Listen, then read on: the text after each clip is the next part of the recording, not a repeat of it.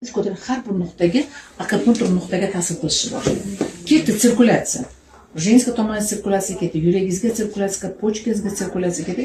И, во-первых, еще позвоночник выпрямляться qilishni boshlaydi.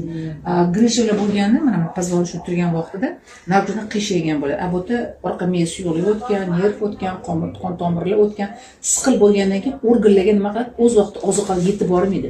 Har bir organimizni o'zimizni ish faoliyat o'zining funksiyasi bor. Demak, ozuqa yetib bormaganda u funksiya o'ta pasayadi, to'g'rimi? O'shanchalik sahna sepib kelib chiqadi. Pochkada yaxshi suvni ichmagansiz, yaxshi filtr bo'lmagandan keyin qumlar, tuzlar yig'iladi, потому что metabolizm полный buziladi.